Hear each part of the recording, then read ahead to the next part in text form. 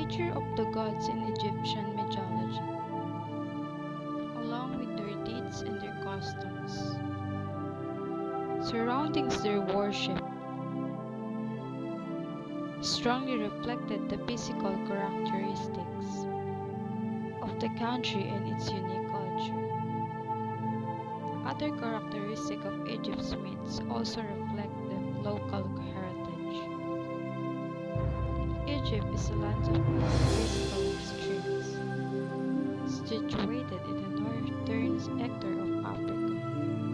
The country consists of very dry desert waterland, stretching the hundreds of miles in all directions. Almost all the Egyptians live in the Nile, very fertile strip of lands bordering the Nile River. From the highlands in Ethiopia in the south, the Nile flows with the Mediterranean Sea in the north. It was the pleasant, protected the Nile Valley, integrated by the river, and the ancient Egyptians built the world's first great civilization. The beginning of the civilization lost in the mist of time, 4500 BC. Two regions of the Egypt. Egypt consists of two separate regions, with each their relatively advanced culture, in which people live together in a village, farm the land, and raise livestock. Slowly, these two separate regions grew into the kingdoms ruled by the monarchs. Upper Egypt stretched from Aswan and far south, northward to the city of Memphis. Lower Egypt was composed of the lands north of Memphis, including the fan-shaped, very fertile Nile Delta, where the river empties with the Mediterranean Sea. Menes. He is a powerful king of Upper Egypt. He reunited the two kingdoms in the country. He took title of Pharaohs and established capital of the Memphis. Old Kingdom 2690 to 2180 BC.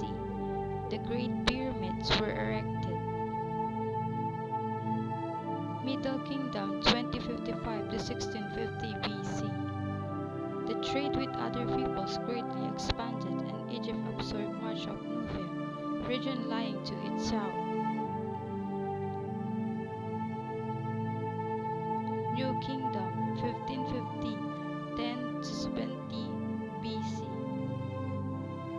A series of powerful pharaohs conquered the part of the east, creating a great Egyptian empire. Region beliefs and death rituals. All ancient Egyptians were devoted to religious. They worshipped many gods. The Egyptians also believed in afterlife. All hoped that after death they would cross into the underworld ruled by the god Osiris, where they would enjoy pleasant lives for eternity.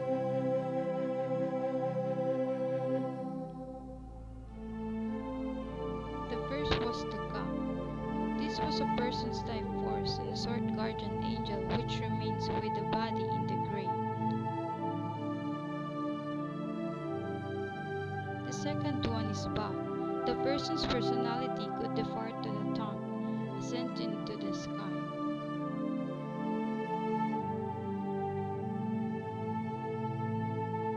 A common belief was that the star were oil lamps to the countless numbers of Bas.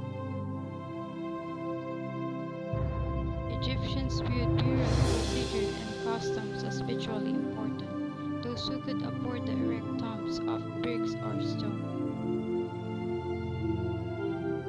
Chapter 1. The creation of God and humans. There were four major Egyptian cosmogonies, each associated with a city or geographic area. Heliopolis, the city of the sun, located on the site of Egypt's modern capital, Cairo. Atum, the Lord lord of the limits of the sky. He was given rise to 8 other gods: Shu, Tefnut, Geb, Nut, Osiris, Set, Isis, and Nephthys. These 8 deities refer for a collective as the sacred Ennead, the word that means group of 9.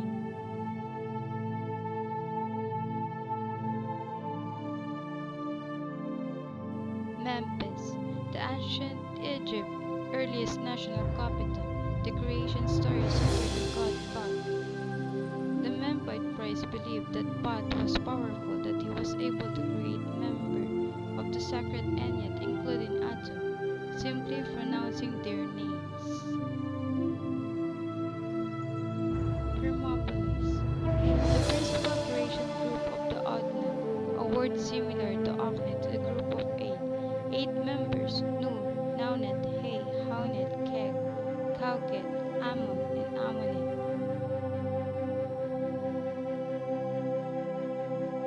Thebes, Ammon, one of the Ogdoad. Ammon became known as the local people as the first one who gave birth to the first ones.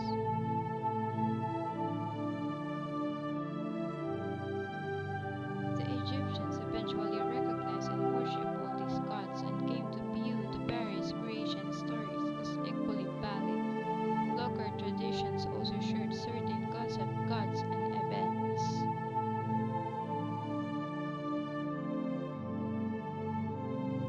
Beginning, there was only chaos which is stretched dark and silent throughout all space and eternity. Later, people of Egypt came to see this bottomless abyss containing a limitless ocean of black, lifeless water as a living being. Called the Nautilus and worship him as God. Whatever one chooses to call this dismissal as foreboding state of non-existence long ago, when a dramatic and wonderful event transformed non-existence to existence.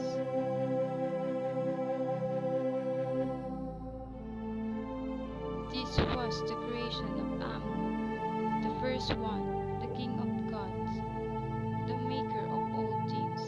No other gods that needed to make him. He had no father or mother. Ammon somehow created himself in a visible, secret way that no human being has ever known, will never discover.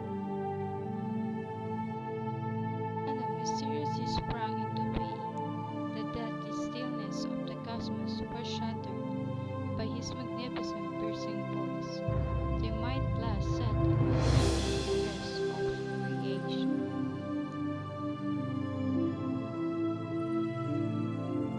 He was one of the Ogdoad, the 8 earliest gods who had the head of Ra, serpent, swan, through the dark waters of Chaos.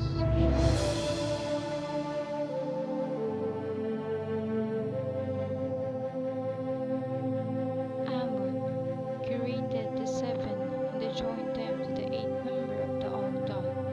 Then Anu took the form of the first dry land. This is called Fertile Mount. He proceeded to create the Ennead, then group of 9, which sacred the rise of Heliopolis and Memphis.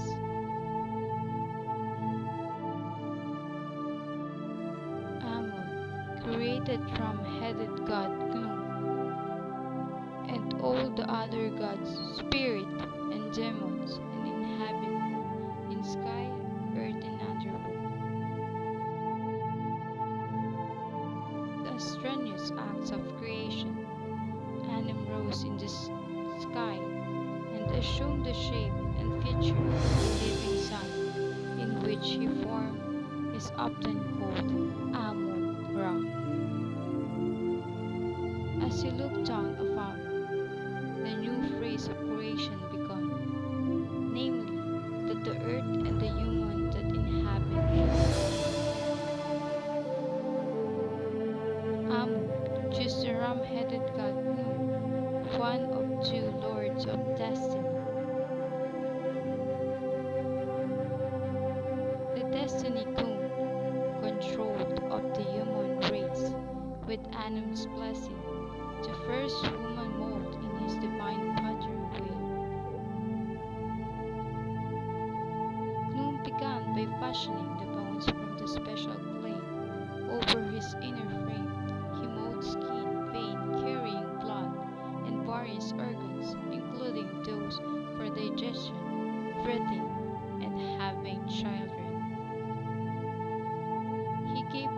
stories of the first woman all the elements and details familiar in human bodies today.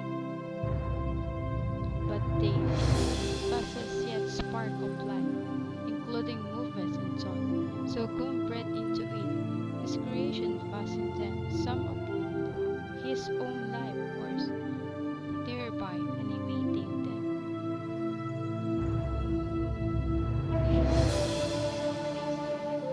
With the aid of the height went back to the dark water surrounding the forgotten, thus exposing no dry lands.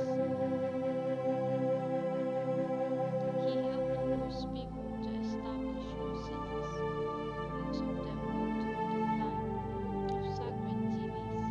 Kun also populated the new land, which became known as Egypt. All the manners of living creatures, from bird, fish to crocodiles, to beetles and invade trees, crops, and other plants grow in abundance in the face of the earth. In time, humans had their own children and multiplied. Other more distant lands became populated. Chapter 2: The Murder of Osiris.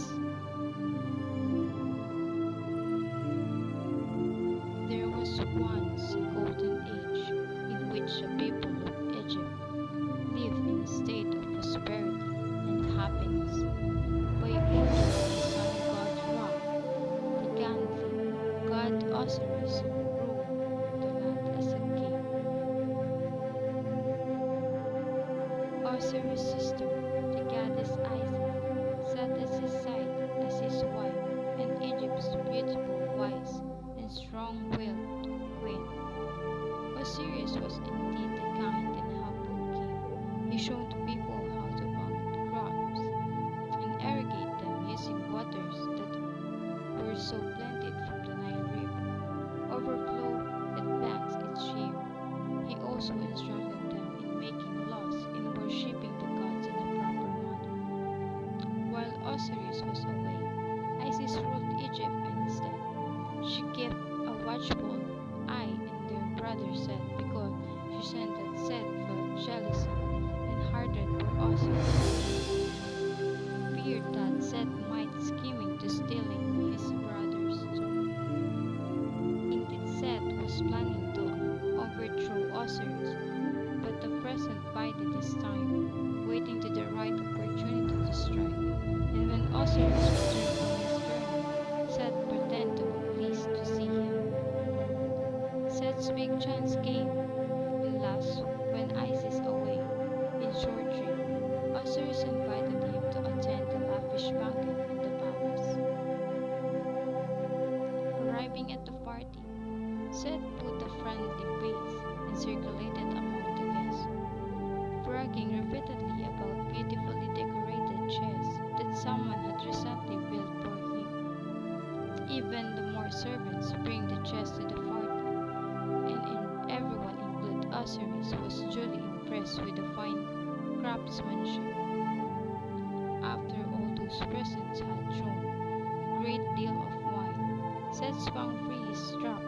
He said that the first person who will fit in this chest will receive a gift from him. Eager to own such magnificent treasure, each guest took a turn lying in the chest, but no one fits exactly right. Finally, Osiris in. He had no idea, of course, that Set was purposely commissioned by Osiris' godlike measurements. The chest is now yours, brother, forever. Then suddenly Set slammed down the lid, trapping Osiris inside. And while his servants held back the other guests, Set poured melted lead over the chest, sealing it, killing poor Osiris. The conspirators then carried the bags, which was now accompanied to the Nile and thrown. Set rode in a trumpet. Finally, I have freed myself of the worthless Godder, and I can enjoy what Ra should have given me in the first place. Then Set declared himself as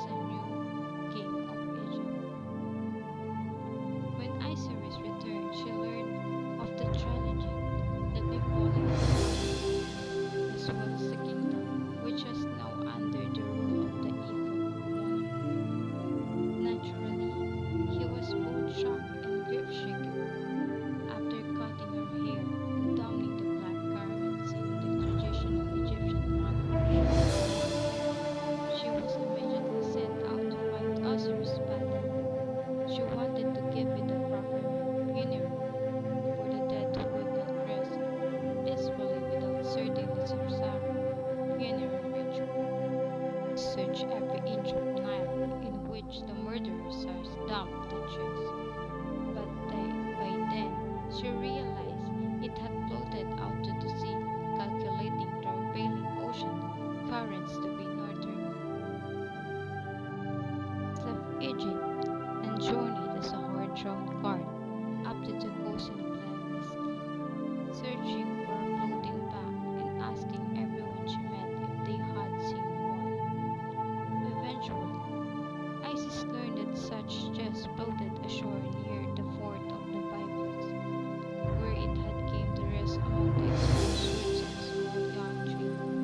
Even in death, Osiris' body retained strong power of fertility, as if the miracle in the tree on which the chest had landed had grown into full-size overnight, enveloping the chest inside its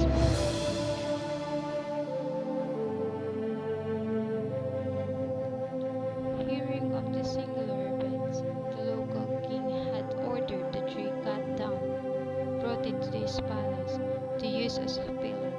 He had no idea that the god remains rested inside tree's massive trunk. But when she heard the local people tell the story of the miraculous tree, Isis knew what he must have happened. Cleverly, he disguised herself as a simple hairdresser, and she managed to gain entrance to the palace. There she gained the confidence to the king and the queen to such a degree, and they asked her to watch over their own children. In time, she decided to reveal her true divine nature as a royal couple. When the king and queen heard that the god Osiris was trapped inside the pillar, they quickly ordered to cut it open. Inside, still intact, was Osiris' chest containing his remains. They presented the chest to Isis, who carried it back to Egypt. One night, when Seth was out of hunting a bird in the Nile marshes, he stumbled in the cabin in which Isis had hidden among the rushes. The new god king who ruled his people harshly immediately recognized this cabin as a chest bearing his dead brother. After his greatly deed, he had his servants hide the piece all across the land of Egypt. He was certain that Isis would have no chance to find them all, but Seth again underestimated his sister's power. With the help of Nephthys, Seth's wife, Isis searched endlessly for the scattered shred of her husband's body. After many years, the woman found the hidden piece of Isis with a great difficulty to feast.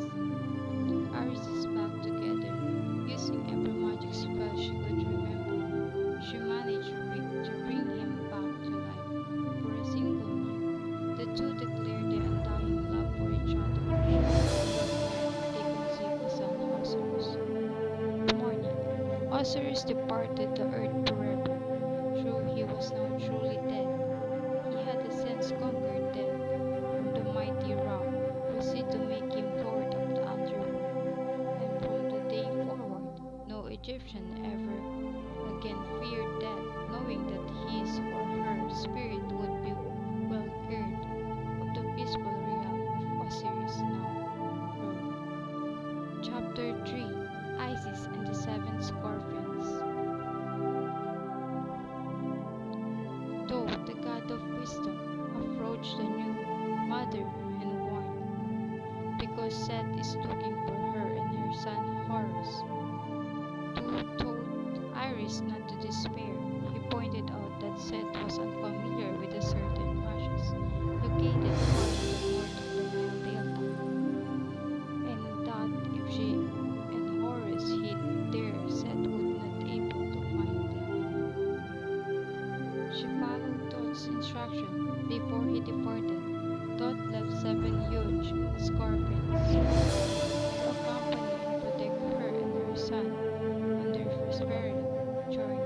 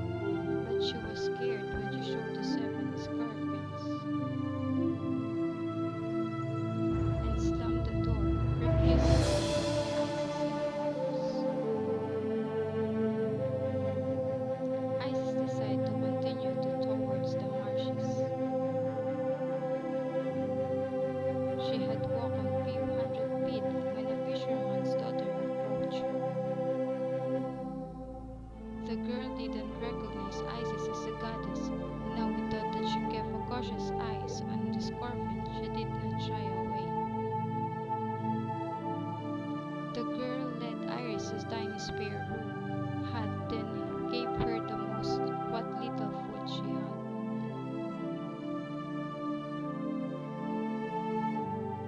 Meanwhile, the scorpions were angry at the rich woman who had rudely refused to have Isis and her son. Therefore, they decided to teach the woman a hard lesson. Stephen read history, and his 6 companions told them forcefully to wait. Then he subtly crept under the rich woman's door, found where her young son was sleeping and strangled him. Just as the boy's mother was entering the room, Stephen crept away. Then the woman carried her child's lump, swallowing body, through the street seeking for help. But everyone is scared of scorpion and their poison. Everyone shut their doors in her face, just like what she have done to a mother who is in need. And Isis learned what happened. Despite of having treated brutally, she could not bear her innocent child to die. So Isis went to the rich woman and said, "Fear not, I am the goddess Isis, and I will heal your son." The rich woman quickly handed her son to Isis, and Isis held the baby. She recited various spells. At first the baby's body remained pale. A little bit later, his breathing became normal, and he opened his eyes. The rich woman returned to her home, gathered the fortune of gold, jewels, and other wealth, carried it to the fair fisherman's hut. This time, the fair girl was earlier about the goddess. In the end, Isis went to the boy, said, and raised Horus. The fisherman's daughter enjoyed material comfort she would. The rich woman is now considerably less rich than before, learned the true value of kindness. 4. The Revenge of Horus. After Set had killed Osiris and ascended to Egypt's throne, Set expected to reign from the ever long time. However, he was sorely mistaken. Set had not reckoned on the birth of Horus, that two sons of his brother Osiris and Osiris would challenge his uncle for the mastery of the land. Horus retold the story of how Set cruelly slain Osiris. Horus made up that he would take the place of the throne. Many deities agreed that he would inherit his father's title and prosperity. But Ra, the sun god, and Set did not approve of Horus claiming the throne. Everyone surprised at Ra's rule. However, Set delivered his dare. Horus will fight Set before the sun's god. Drought object. He said that Set's claim is not legal since Horus is the rightful heir of Osiris. But thought wisdom could not sway Ra from his support to Set. And the disagreement created and passed the lattice in 8 to 8 years. The god agreed to have Thoth, who have divine scribe, write a letter to the old mother goddess. Nate's answer. Old mother goddess said, allowing Set to keep the throne is an offense against justice, and they must keep Horus the rightful his, or else the sky will come crashing down. Sliding Horus, old mother goddess felt like it wasn't fair to leave Set with nothing, so she advised to give Ara and Atarte Set as his wives. Ra called for Horus and Set to step forward and keep their respective faces, for the king once continued to argue that it would be more lawful to award the throne to Horus. In addition, Iris made an impassioned speech on behalf of her son, seems to make most of God sympathize with Horus.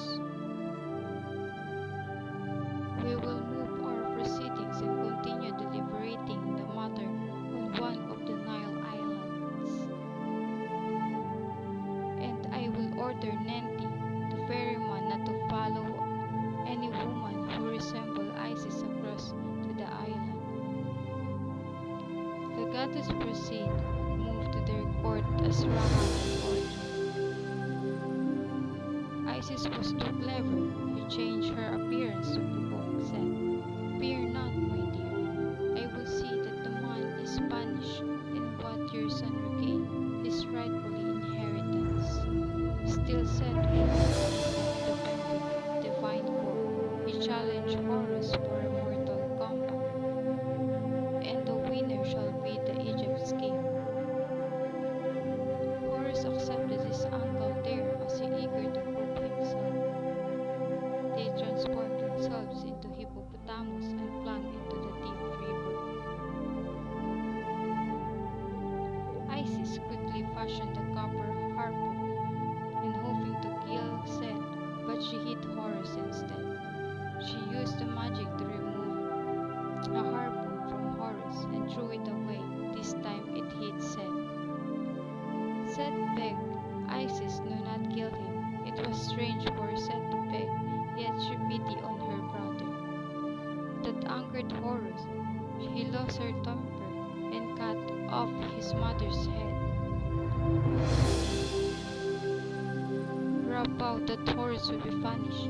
They restored Isis to her familiar form, and then they went looking for Horus. Seth find Horus first. Seth jumped on his nephew, gag out his eyes, and buried his chest. Hatter rub his empty eye, suck it with milk of gazelle, and make his eye grow back. Horus restored his old self. It was not long, he and Seth were each other's throats again. Finally, after many more contests and fights, Osiris, Lord of the Underworld, settled the dispute once for all. In a letter to the divine court, he said, "You should not have denied my son his rightful inheritance, and you must have given him immediately. Do not foolish enough to defy my will, for there are terrible serpents and other creatures. I can let loose the ravage earth's surface. Moreover, consider that even you, the god, must eventually sink below the horizon into my realm, where you will then under the power and unspeakable of my heart." They restored Horus as the king of Egypt, and even after his reign had ended, he remained on the throne in a very real sense forever, as force inhibiting the living pharaoh. Ra took Seth into the sky ever since. Seth's voice has been frequently heard in The the form of cleverest thunder. Egyptian of them all, the new treasure room. In all of Egypt's history, so it is said, no pharaoh was wealthier than Ramsinitus, who possessed gold, silver, precious gems, and other treasures in incredible abundance. Not surprisingly, he worried that someone might try to steal his treasures, that would make him a poor king. And in Ramsinitus' mind, a poor king was a powerless one who would not be remembered by his people after he had passed on to Osiris' nether realm beneath the horizon. Consequently, Ramsinitus ordered that a special treasure room be built along one side of the palace. There are to be no windows and only a single door. Furthermore, I want you to construct the walls, floor, and ceiling out of huge stones black that a man with a large axe would not be able to chip away, even if he worked at it day and night for 20 years. The architect carried out the king's instruction and built a new, seemingly indestructible and robbery-proof treasure room. Then Ramsinitus had all of his treasure placed inside and stationed his most trusted guards at the door, confident that no thief could ever gain entrance. However, what the king did not count on was that the architect, in addition to being an expert builder, was a very clever man. While constructing the room, the architect cut into two pieces one of the stone blocks destined for the back outer wall, One of the two pieces he cemented in place, but the other, which was light enough for one man to move with some considerable effort, he left loose. He inserted it so perfectly into the wall that the seam was practically invisible to the eye. The architect's two sons. Several years passed, and the architect, who was growing old, fell gravely ill. Lying on his deathbed, he summoned his two young sons and whispered to them the secret of the treasure room and its loose stone. I do not want you boys to go through life having to bow and scrape up a living, while the greedy Pharaoh of ours hoards more wealth than he deserves. When I am dead and gone, search out the stone and enter the treasure room and carry away some of his wealth for yourselves. All that I ask is that you take care not to become as greedy as he is. About a month later, after their father's funeral, the young men waited until it was dark and made their way to the palace wall. There they found the loose stone in the exact spot their father had indicated. Removing the stone and climbing inside the room, the brothers lit a torch, and to their awe and delight, saw the king's magnificent treasures glittering in the yellow-orange glow. Quietly, so as not to alert the guards, they stuffed their pockets with gold coins and some jewelry and exited the room the same way they had entered. Then they replaced the stone. The next day, King Ramsinitus went to the treasure room to get a prize necklace for one of his wives. He saw that the guards were still on duty, and he also checked to make sure the seal he had placed on the door was unbroken. My treasure must still be safe. He thought reassuringly to himself. But when he entered the room and found the necklace along with some other jewelry missing, his confidence began to evaporate. How this can be? The guard saw nothing and the door seal was unbroken. The king's frustration grew as night after night the same scenario played out. The brothers sneaked into the treasure room, stole whatever they could carry, and escaped. And the next day the king discovered the theft, but could not fathom how it had been accomplished. Finally, the king ordered that a trap made of heavy metal plumps be set inside the room. That very night, the brothers entered the treasure room as usual, and it did not take long for one of them to get his legs ensnared in the trap's metal clamps. Try as he might, the other brother was unable to free him. If they find me in here in the morning, they will come looking for you and our whole family will be punished. There's only one thing to be done. You must cut off my head and take it with you.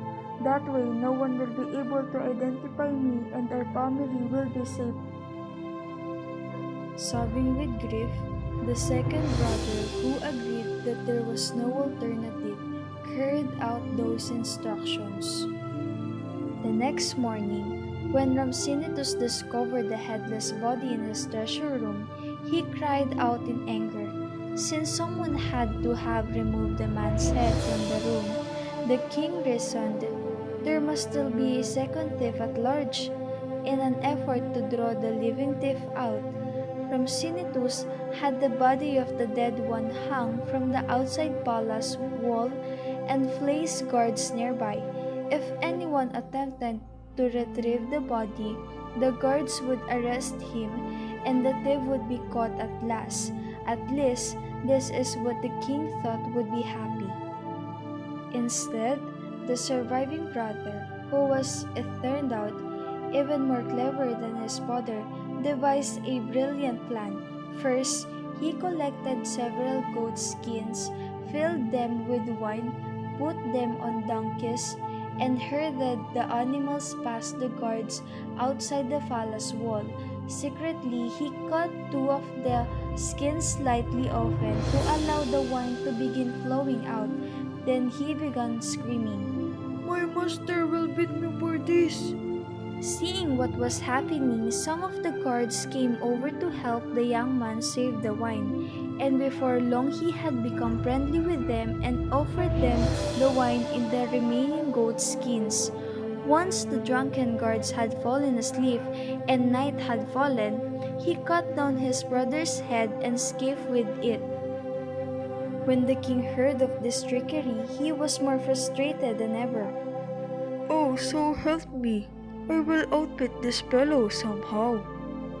This time, Rhampsinitus devised a plan that involved his daughter, the royal princess.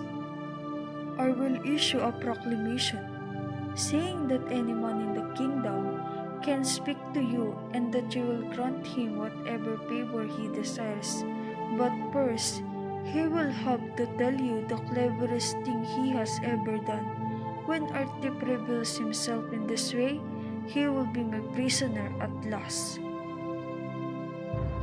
But once more, the king's plan backfired. Hearing the proclamation and guessing that it was meant to be a trap, the thief went to a cemetery, cut an arm of a corpse, and hid the severed limb under his robe. When it was his turn to meet with the princess, she posed the question about his cleverest deed. Confidently, the thief told her about getting the guards drunk and escaping with his brother's body. When she heard this news, the princess grabbed hold his arm and called out the guards. "I have caught the thief!"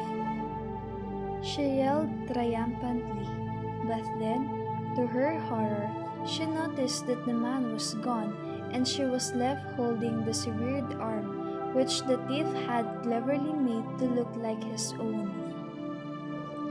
Having been outwitted so many times, Rhampsinitus decided that it was useless to waste any more energy trying to catch the thief. Admitting defeat, the king issued another proclamation, this time offering the thief a pardon and a rich reward if he would come forward and reveal his identity. A few days later, the architect's sons arrived at the palace and presented himself to the king in front of the entire royal court. You are indeed a clever man who have been able to outwit me. Indeed, you are the cleverest Egyptian of them all. You will not only become my royal advisor, but also my son-in-law, for I will give you my daughter's hand in marriage.